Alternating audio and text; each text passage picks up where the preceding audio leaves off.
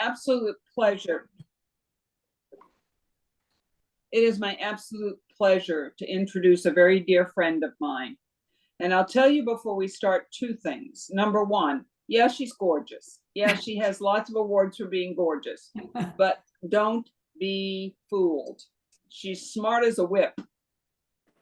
And the benefit to Sierra being so gorgeous is that if she can get all these kind of things before people finally realize she knows what she's talking about. Women, you understand this part, men may not. So let me give you the part she asked me to share with you. Number one, Sierra is a veteran TV newscaster. She's been in the business more than 35 years, and she currently hosts her own TV show in Wichita called Positively Kansas, which is full of positive stories about the people of Kansas that she runs into. It's a marvelous show. Sierra is an award-winning journalist whose work's been premiered at the Film Festival in Toronto, as well as the United Nations. She recently starred in what's believed to be the nation's first local TV sitcom called Wichita Madhouse, and it is a madhouse. It's kind of like a wacky soap opera, wouldn't you say, Sierra? Oh, definitely. You need to look it up because you can actually watch it on YouTube if you guys were so inclined. There you go. Sierra is an alumnus of the prestigious Leadership Kansas program and has served on the boards of 18 different charity organizations. Because of her dedication to serving others, she's received 3 presidential gold medals for volunteerism, and recently, like last weekend, accepted the National Volunteer of the Year Award from Beauty It's Everywhere in New York City. Sierra recently attended the First Lady's Luncheon in Washington, D.C., and has also appeared in 2 movies, 2 national TV shows, and 2 national talk shows. She recently starred in a music video, hosts her own podcast called 50 Plus is Fabulous, and has walked the runway in New York Fashion Week. She's also been seen on stage in productions for Music Theater Wichita, the Wichita Grand Opera, the Wichita Ballet, and the Wichita Symphony. At 59 years old, believe it or not, Sierra is currently the reigning Miss America Elite. No, you're not. No, I gave it up 2 weeks ago. You just gave it up. Yeah. Month ago. Finally, congratulations. Finally. Thank you. And she's also held national pageant titles of Miss United States and today's International Woman Queen of Queens. Sierra was featured on the cover of an international magazine called Shoeholics that focus on her favorite addiction, shoes, of which she has 1,000 pairs. It's a sickness. So it is my absolute pleasure to introduce my dear friend, Sierra Scott. Thanks for coming. Thank you, Gayle, and thank you for letting me be part of this, because I have so many great things to share. And it was interesting listening to the beginning talk before we actually started recording of everybody talking about the tragedy that happened. And it is a horrible thing that happened, but I kind of want to cushion it because we're hearing a lot of negative news right now. And you know, one of the things that I've always learned is there's so many great things in this world. So I'm going to bring you good tidings of great joy. And if you guys do not feel better after this speech, I will give you all the money back that you paid me to come be a speaker. How's that? It's a good agreement, right? Anyway, before I get started, I'm just kind of curious because I love to know how many hours do you guys spend watching the news? And I mean, watching the news can be a half hour in the morning. It can be, you know, a half hour at night. Maybe you catch some on the internet. Maybe you check your phone, and when you log in, I know a lot of times it will give you the little headlines of the news. How many, I'm just curious because you can raise your hand if you want, spend maybe 2 hours a day catching up on what's going on. Okay, good. Some people that are honest. Okay, maybe not 2 hours, maybe an hour, maybe a half hour in the morning, half hour spread out somewhere else. Anybody in for an hour? Okay, how about 30 minutes? 30 minutes, you at least catch something. You get on the internet, magazines, newspapers, something. Anybody in for a half hour? All right, excellent. And what I'm going to tell you is stop doing it. Believe it or not, you're not getting the full truth. And I'm happy to tell you that. And I'm going to prove it to you in the next little bit that what you're hearing may not be the truth, or it may not be the full truth. And it's really depressing that people aren't really getting the full story. And I know a lot of people worry about that's like one of the most difficult things. So I'm going to give you some cool things, little, let's see, let me get a PowerPoint and we're going to share that. And okay, so what's really cool about this, the world really is a better place than you think. And let me see if I can get that full screen for you. I did it earlier, so I know it's possible. Just a second. Let me click on this slideshow. There we go. So, and I'm really excited to tell you about this because there are just so many neat things that I just can't wait to share. So first, we talked about how much news people watch, and it doesn't matter whether you're watching CNN, it doesn't matter if you're watching Fox, it doesn't really matter which one you're watching. I used to watch a lot of them, and then I figured the truth is somewhere in the middle. And there's a lot of truth to that, believe it or not, because everybody has a vested interest in giving you what you want to think or how you're already bent anyway. They've actually done studies, believe it or not. A lot of people like scary movies. And what they've found is negative news and negativity tends to give you an adrenaline boost. It's weird. It's a weird kind of psychological thing. And so you come back for that dopamine hit, believe it or not. And so there's kind of a concerted effort to tell you things that are going to get you emotionally involved. So that's part of it. Now, I'm not pushing Christianity at all, but I just think it's interesting that the Bible does refer to what you think about. So even Philippians 4:8, whatsoever is true, whatsoever is honorable, whatsoever is just, whatsoever is pure, whatsoever is pleasing, whatsoever is commendable. If there is any excellence, if there is anything worthy of praise, think on these things. And Proverbs 4:23, be careful what you think. Your thoughts run your life. And it really does. If you spend a lot of your day upset about the news, worried about what's going on in the world, there are things that you can't change. You just can't. The problem's bigger than you are, but you're wasting a lot of your time and energy a lot of times on things, again, you can't control. So I have some Kansas things in here, but honestly, I'm trying to prove to you just by giving you some Kansas stories that no one ever got to hear, that you're not getting the whole thing. So there's a Kansas company's product and it was nominated for a Tony. And believe it or not, no one but my show, and at that time it was called It's All Good, even covered it. And what was interesting is we have a company called Fruhoff, and Fruhoff makes 80% of all the marching band uniforms in the United States. And so it doesn't matter what state you're in. And I think Colorado State has the marching band uniforms are even from Fruhoff. And I heard somebody say they were from Denver. So there are a lot of states, again, 80% of the colleges and high schools uniforms are made from this company. So the great story behind this, which I love to tell, is Kenny Fruhoff is one of the sons of the original founder. And so to give you a little background, it takes about a year for those marching band uniforms to get made. So in other words, when a school decides they want them, they go back and forth. They pick out material, they go through a number of designs, then they measure all the students, and basically it takes a year from start to finish. Well, the funny thing is, they got a call from Broadway. And so some of the producers of a Broadway show flew in and met with Kenny and his brother. And they said, we're going to revive a play called The Music Man. And I'm sure some of you have definitely heard about that show. Anyway, so they said, we need marching band uniforms. And we've been told that you make the most beautiful in the entire country. And so here's Kenny saying, oh yeah, we can do this. I'm so excited. We're really going to put everything into this. And they said, when do you need them? And they said, next week. And so Kenny and his brother just panicked. They ended up going into 24-hour-a-day mode to get these uniforms made. And they were just phenomenal. They're beautiful, beautiful uniforms that were on Broadway. And so they got nominated for a Tony for Best Costuming. And they didn't win. And they're a little bitter about it. I got to say, it's kind of funny. If you ever saw the Broadway show Rent actually had people in t-shirts and jeans, and that was kind of the costume of the whole show. And they won for Best Costuming. So when you mentioned it to the Fruhoff brothers, they're kind of mad about that. They got beat by jeans. Anyway, another story. Where's the world's largest Harry Potter website based and who created it?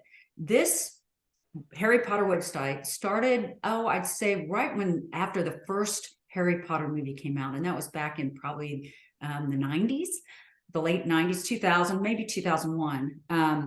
And a student lived around Wichita by the name of Matthew Vines was bored one summer. And rather than sit around and watch TV, he thought, well, I'm going to design a website for Harry Potter. This website grew so large that it's translated now into 56 different languages. And when the movie theaters would release their trailers, their Harry Potter trailers, it had so many followers, they would actually release it to his website first. And believe it or not, his dad is a member of a Rotary Club, which is kind of neat. But anyway, so Matthew Vines now went to Harvard University because he made so much money when he sold that website to Google that he was able to go to Harvard University and really do a lot. Interestingly enough, the newspaper did not cover the story. And this is a national story, really. No news organizations aside from mine even did the story.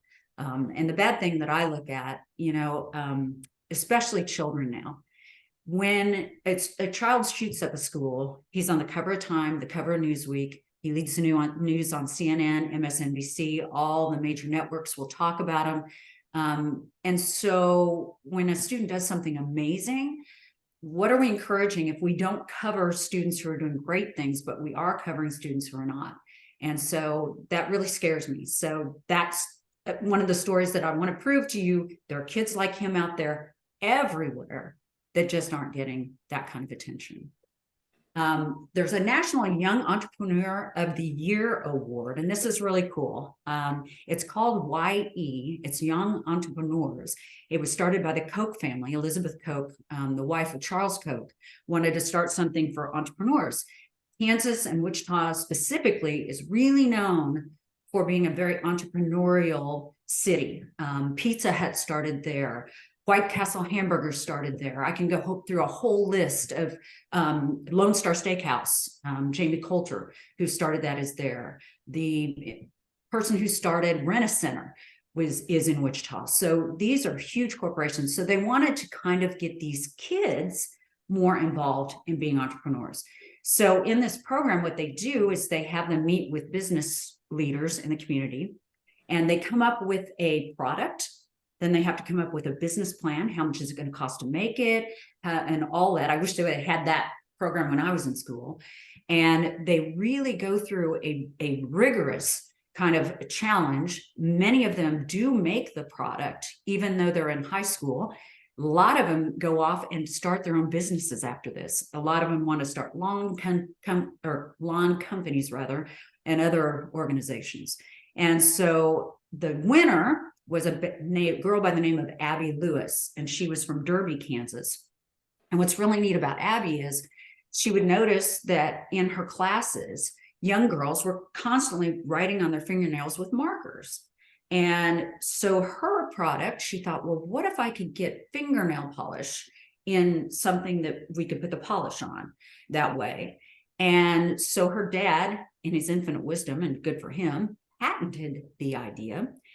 And she ended up making so much money off of it. If you go into any CVS, any Walgreens, any stores like that, Walmart, you will see fingernail polish kind of in a marker form that you can do on your nails. And that was Abby Lewis's invention. Pretty cool. Again, didn't make national news, didn't even make the newspaper. And I couldn't believe it. She's an amazing young lady. We also had the national winner of the first Cosmo Girl contest. Cosmo magazine has a, I guess, sister magazine that's more for teenagers and young women. And so what they did is they put out that they wanted nominations for who should be Cosmo Girl. And interestingly enough, a friend of this young lady nominated her, and she got chosen. And why she got chosen was she got into high school and she noticed that all her friends that she'd known since grade school and on kind of went different directions. One went off and they were a cheerleader. One went off on the drill team. One was in the marching band, and they just didn't do things together anymore. And as we know, in high school, some girls can be a little bit mean too. And so she tried to come up with some way that she could get all these girls to work together. And I just thought this was really neat. So Katie Widener is her name. I don't think I said that out loud. And Katie decided that what she was going to do, Christmas was coming along. And she said, I want to get all these girls together and do something positive. So she sent out an email to all her friends, and again, from grade school on, and invited all of them to come to her house and sing Christmas carols. She decided they were going to go caroling. Well, then she started thinking about it. And she said, well, why would I just exclude other girls and only the ones that were friends of mine? So she actually sent out an email to all the young girls from her class. And she said it was so nerve-wracking because that night she wasn't sure how many would show up, or, would they get along, or would they buy into this idea? And that night, 70 girls showed up. And so they decided they were going to break into groups and go caroling. And what they were going to do with the money that they raised, they were going to then go buy toys and donate them to Toys for Tots.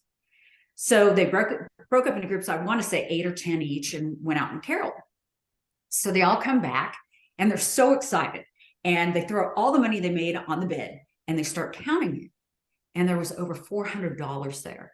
And Katie said they all looked at each other and said, that can't be right. And so they counted it again, and it was $400, around 400. And so the next day they went to school and they're talking about it. They're so excited. So teachers start throwing in money. Other classmates, other years are now throwing in money. And I think they got up to about $700 total. And so Katie decided, well, I want to get everybody in on this. So she invited people that didn't even go caroling to go to Walmart together. And they were each going to throw stuff in the basket that they thought kids would like, and then deliver them to Toys for Tots. And so they did. Well, what's neat is, so Katie had no idea she's been nominated. So about 2 a.m. in her computer pops this email that says, you have won the first National Cosmo Girl contest. And Katie said, she told her mom goes, oh, that's spam. And they hit delete. And so this story gets so funny. So the next day, another email pops in, says, again, you have won the National Cosmo Girl contest. Call our number now. We want to fly you to New York. And Katie's like, delete. Well, finally, I guess Cosmo Girl wanted her so bad, they finally tracked down her phone number and called the mother and said, no, this is legit. This is real. And she got to go to New York, and she was featured in a 2-page spread in Cosmo Girl, the first Cosmo Girl winner, which I thought was really, really cool. But again, no coverage ever, not in the paper, not on any TV stations, even in Wichita, let alone nationally. And here's a young girl who's doing amazing things. Kansas group got invited to play in a very prestigious jazz festival. They got to go to Cuba. And this is amazing. For those of you who travel around the world, this is a story I love to share. So when Friends University got chosen, we weren't allowed into Cuba. So we kind of had to go to Mexico for a day and then go on into Cuba. And this group was not only the only group from the United States invited, but they were the only college group invited to the entire jazz festival. And Cuba's jazz festival is, top of the line. They invite jazz greats from all over the world. And so these kids get to go. Well, what's interesting is I interviewed, there were, I think there were 40 of us that got to go. And I interviewed 10 before we left, asking what they thought Cuba was going to be like. And of those 10, 5 had never been out of the country. And of those 5, 4 had never even been outside Kansas. And so when we got over to Cuba, I found so interesting. We had one young man who took his highest, greatest clothing. He had, Ralph Lauren this and all of that. And I actually told my videographer not to film him because I thought, oh, he's not going to be a good story. I'm glad she didn't listen to me, because once we got over there, when the kids saw how desperate some of the students were there. They didn't have instruments. They didn't have nice clothing. There's so many things that these students didn't have, that at the end of this trip, the student that came with all that expensive clothing left his entire suitcase behind. It changed his life. And I really wish that, I think we should give the experience to all high school students or college students before they can get a job. They should have to travel to a third world or developing country. I think it would really change the whole attitude. Anyway, I have one more, and then I will move on. But and I will tell you how news stories are chosen for a newscast. But a Kansas theater had an alumnus in every Broadway show. Every Broadway show. Our local music theater, Wichita, is incredible. And we got up to Broadway, and at that point, there was one in every single Broadway show. And again, newspaper didn't cover it. No one talked about it. I think that's a huge story that we're sending people. And it was really interesting because I asked to interview a producer on Broadway because I thought that was so unique. And he said, you know, there are two things. He said, when I see Music Theater Wichita on somebody's resume, I'm more likely to give them an audition because, number one, the work ethic is absolutely bar none. He goes, whenever I see Midwesterners, I know they're going to have a really good work ethic. And he goes, and Music Theater Wichita teaches them to be very professional. So I thought that was really, really a testament. But again, doesn't get covered anywhere. And so I'm trying to show you that you are not getting all the news. And I'm going to prove it to you here in a second, because that's why I had to break off and do my own TV show, honestly. Anyway, so I kind of want to go to advertising for just a second, because it's crazy. Advertising is designed to sell us something. And what's interesting is, and these are true stats, 40% of commercials that you see tell you what's wrong with you. Your teeth are not white enough. Your hair's the wrong color. Oh my gosh, you have wrinkles. We can't have that. Your hair's too flat. You smell bad. I mean, it's just amazing. So we're getting bombarded with this negativity, not only just in newscasts, but we're getting bombarded with it everywhere. And it's interesting. On average, we see 3,000 ads per day, and 1,000 of those are telling us what's wrong with us. It's just, it's crazy out of those ads, and again, billboards. In fact, another stat that I always like to throw in, 81% of American teens, that's 81% of American teens, have been on a diet by the time they're 10 years old. That's ridiculous to me. So it's again, being bombarded with negativity. Keep that in mind during the day when you go throughout your day. Anyway, so now I want to get to what I did, and this is really interesting. So I'm not going to tell you my journey was easy, because it was not.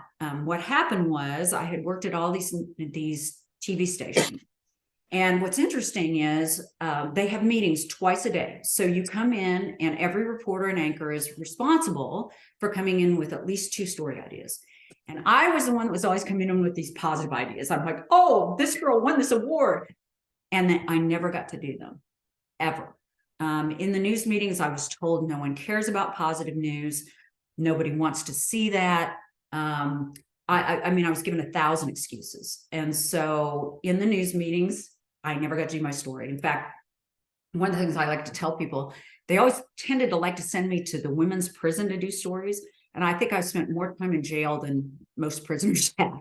It's crazy. It is just crazy to me. And those are the people that we would feature on the news or interview. It's just unbelievable.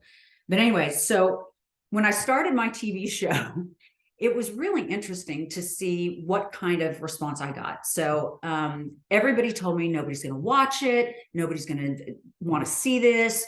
It'll die out. There won't be enough positive stories to do. What are you going to do after a month when there are no more positive stories? So I thought, you know what? If nobody watches it, at least I gave it a shot. So the first night, which I'm very, very, very grateful for, I thought if I have 5 viewers, I'm going to be happy. I will just be ecstatic. And so we put the show together. And again, news directors told me it would fail. Consultants for TV stations told me it would fail. Everybody told me it would fail. So the first night, at the end of this show, I said, it's not that there aren't a lot of positive stories out there. but it's hard to find them because people don't traditionally do them. So if you have a positive story idea, please send it. And I had an email address. The first night, I got 1,500 story ideas. It was incredible. It was far more than I thought I'd get. And so I still, believe it or not, get story ideas on it every time the show airs, and we can't do them all. I have a big file, just huge, just full of amazing story ideas. I try to get to all of them. Honestly, I can't, and I wish I could. So, and that should tell you something. But what's interesting is I ended up going all over the world with this thing. So again, I told you earlier, look, these are some of the national companies that are in Kansas. I just thought you might want to know that. Anyway, so what was really cool is we end up doing stories all over the world. And for those of you who have traveled a lot, this won't come as a surprise to you. But for those of you who may not have, I just want to tell you the stories behind the story. The first place I ended up going was Darfur. And Darfur at that time was really under fire. There was a lot of fighting going on in Darfur. And Darfur is in northern Sudan. Sudan has since broken into two countries. There's North and South Sudan, but at that point, it was all one country.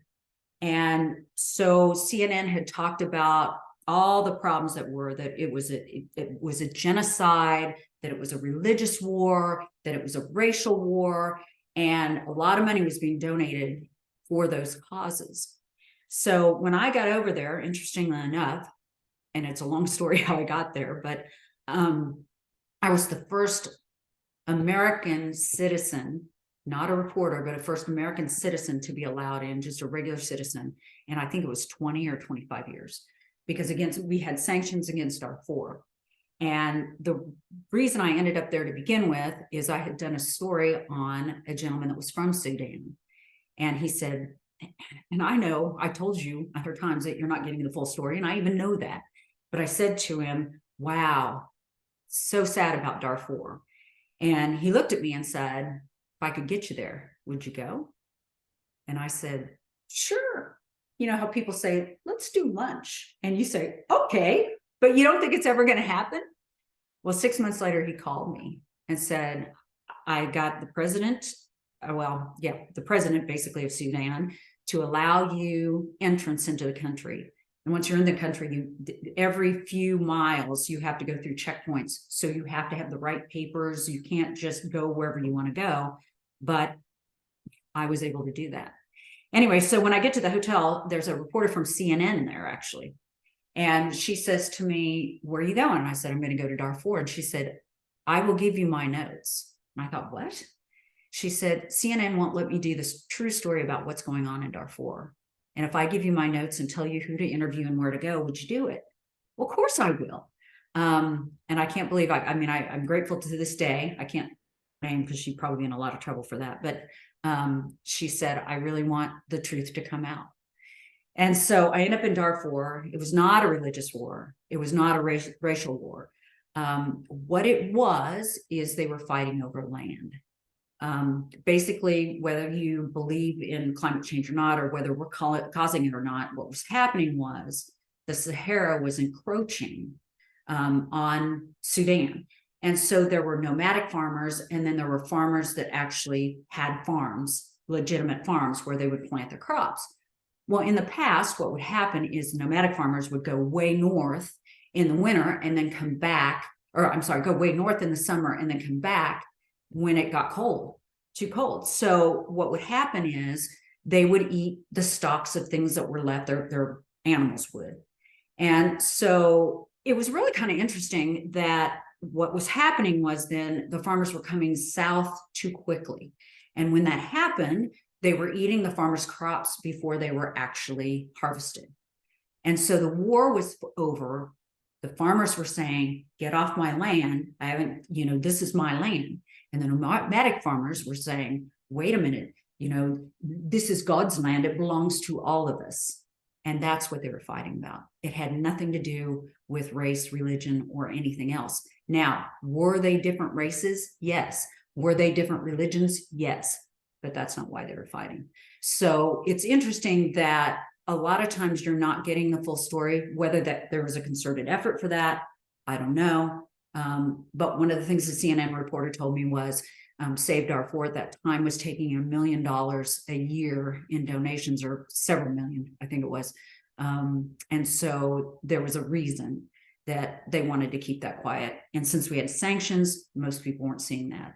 And that's why that I ended up making a documentary out of it. And it premiered at the United Nations. It was screened at the film festival in Toronto.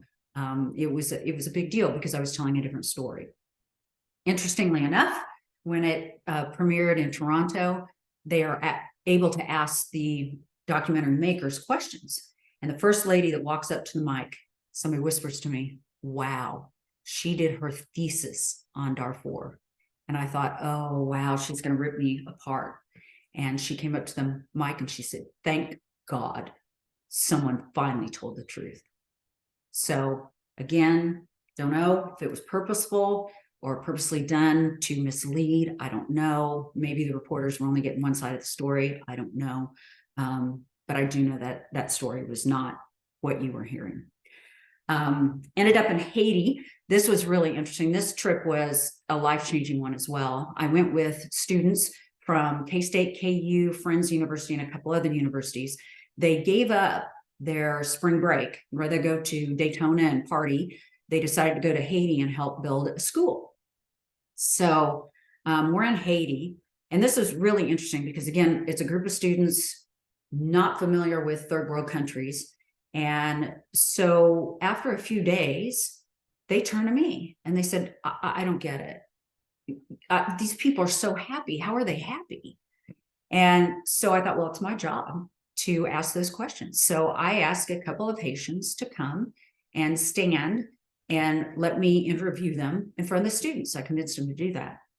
And so when they got up on the stage, I said, "No offense to you." I said, "But I really want to know, and these students really want to know.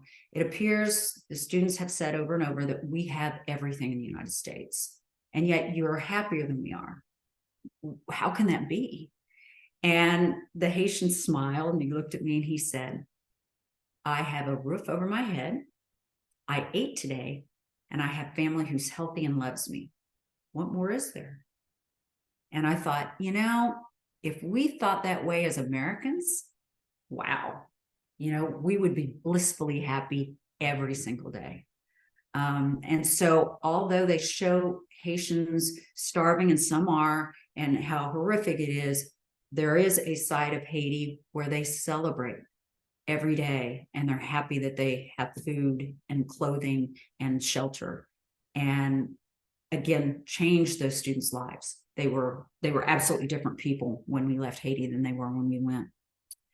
Got into the Philippines. I went with a family called the Abay family, and they had escaped the Philippines when Corazon Aquino was overthrown, and they came to the United States. Well, the mother and father didn't want their children to lose the connection or the understanding of how grateful they should be that they live in the United States. So every year they would save money and they would go over to the Philippines, and they joined with an organization that's similar to our Habitat for Humanity, and they built homes there.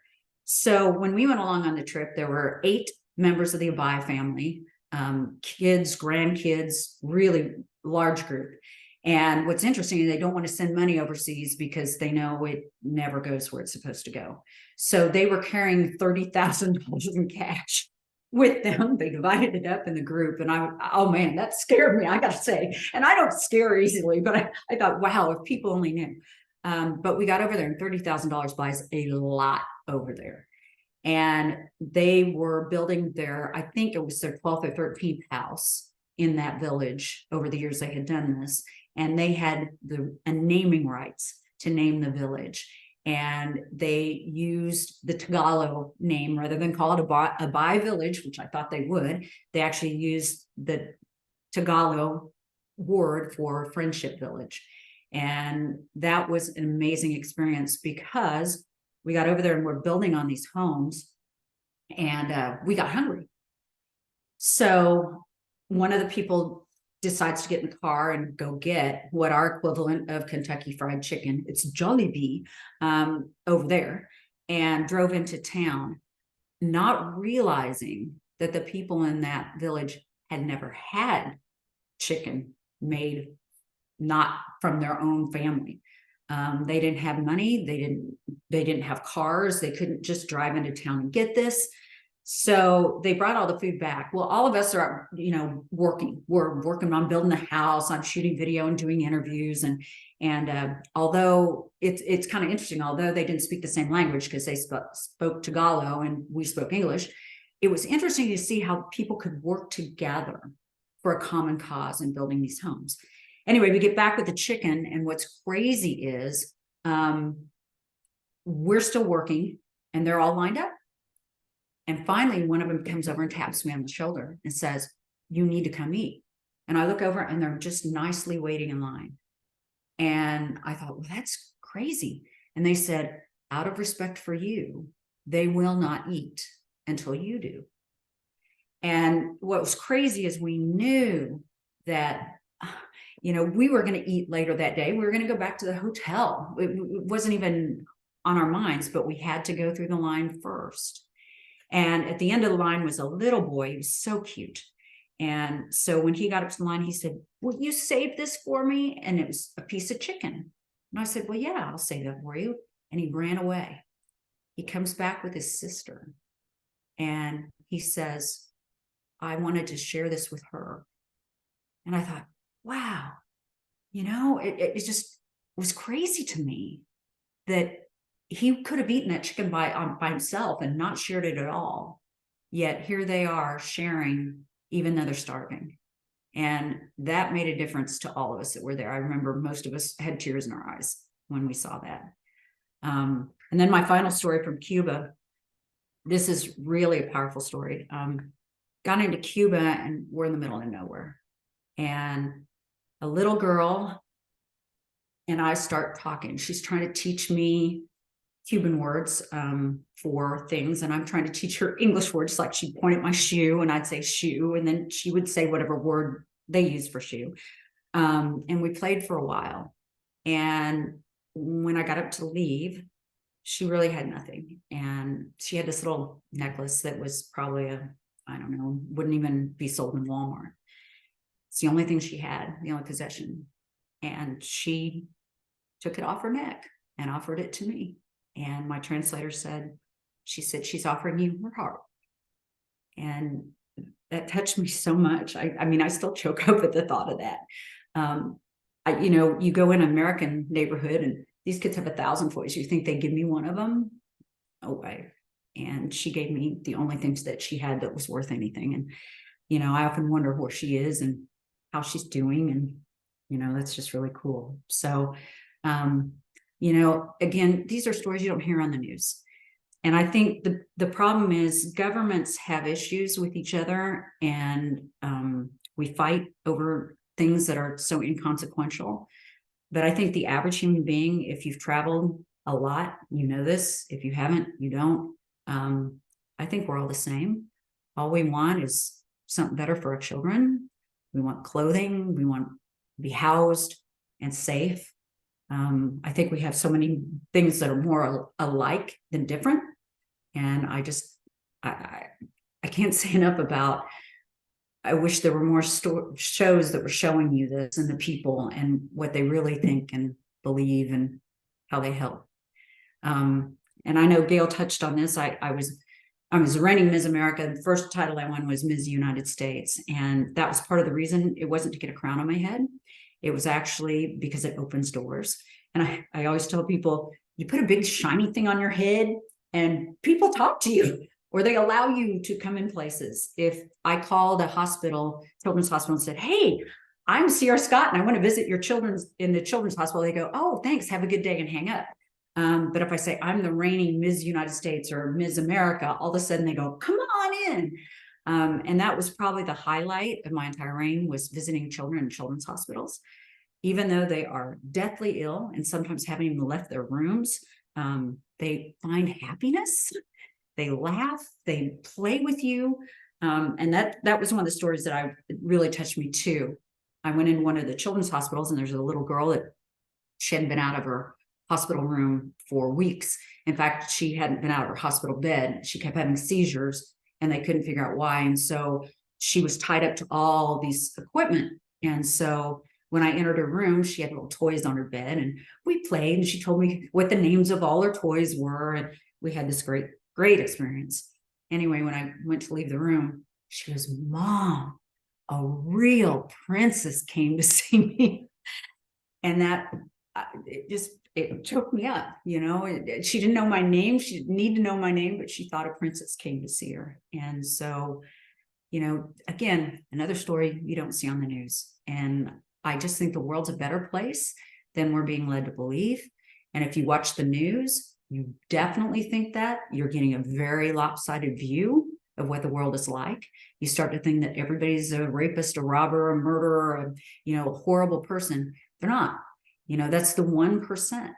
But when you hear about that over and over, you start to believe that that's what the world is, and it is not. It really is not. And that's one of the reasons that I love Rotary, and I'm a member as well of the Wichita Downtown Rotary. One of the best things I ever joined, because I love that service above self. I think that's the most powerful thing ever. And that's why I want to leave you with my favorite quote ever. "Never doubt that a small group of thoughtful, committed citizens can change the world, because indeed it is the only thing that ever has," by Margaret Mead. And I challenge you to take a fast from the news, or if you do watch the news, watch it with a grain of salt, and realize that you're not getting the full story. You're not getting all the stories out there. You're getting only the dark side. And I love newscasts, because they will go for 25 minutes telling you everything that's wrong with the world. And then the last 30 seconds, they're going to tell you the skiing squirrel story, or leave you with something that's uplifting or happy. Well, I've done a half-hour show of nothing but positive news now for 9 years. And I'm telling you, I can't get to all the stories. So please believe me when I tell you, you have a reason to be happy. Thank you. Any questions?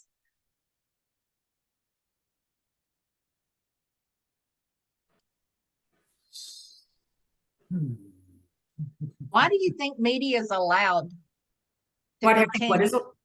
Why do you think media is allowed to continue stirring the pot? It's not that they're allowed, it's they're encouraged. So right now, there are only 6 organizations in the world that own all our media. You've got the Disney Corporation, you've just got a few major corporations. So all that power is really in the hands of those 6 organizations.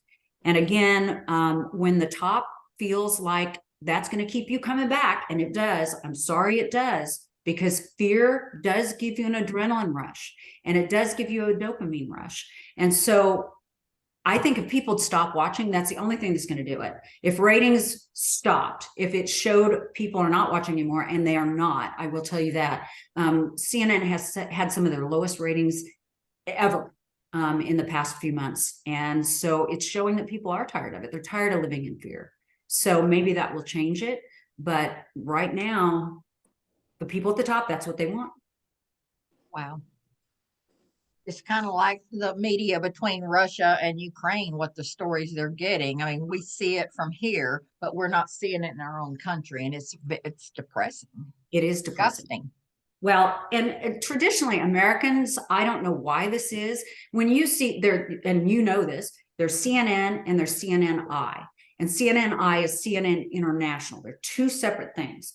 And so CNN that we get in the United States is all centered on basically American news. Every once in a while they give that, snippet, this has happened, this happened, that, and then they move on. CNNI, however, concentrates on all countries. You get a feel for news. I mean, think about it. Most Americans have no clue, not only what's going on in Africa or other countries, they think Africa is a country. They don't even know it's a continent. It's amazing, the dumbing down, I think, of our educational system in some ways. Thank you so much. I just looking at the time, this is amazing, but I'm afraid we only have time for one more question during our meeting. would like to ask that question. Okay, please. We all have questions, but Hmm.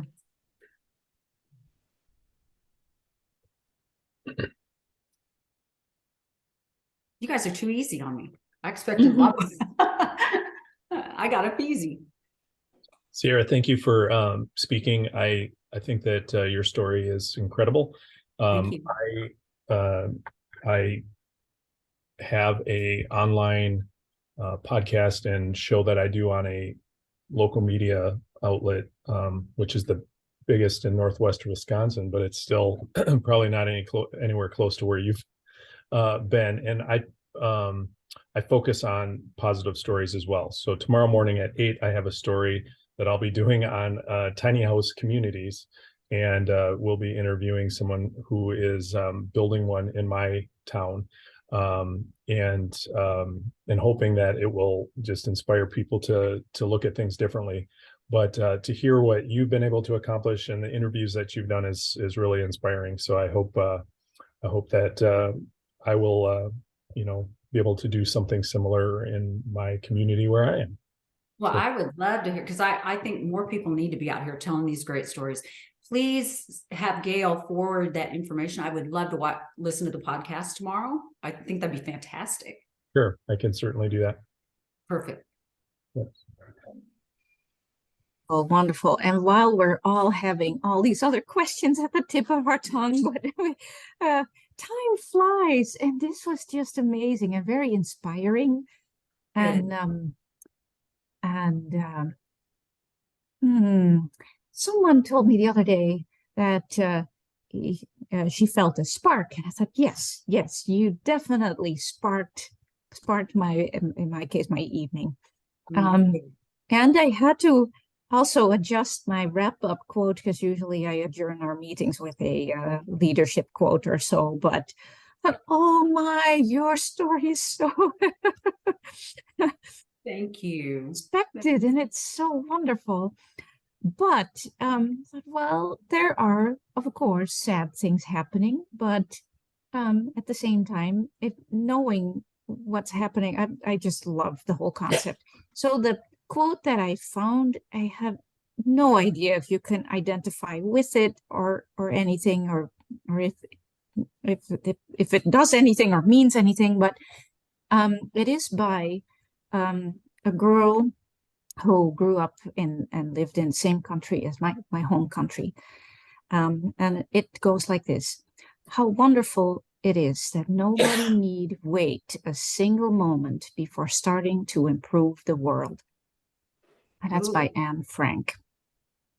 That's Oh. beautiful. Wow. Yeah, powerful. And so is your presentation today. So this has been recorded, and I hope we can watch it sometime soon. And we don't always link every recording, but on our Facebook page, but it's available. Definitely, recordings are available on our YouTube channel as well. Perfect. We're so techie, thanks to Kirk. Yeah, he Yes. is a rock star. I'll give you that. Yes, he is.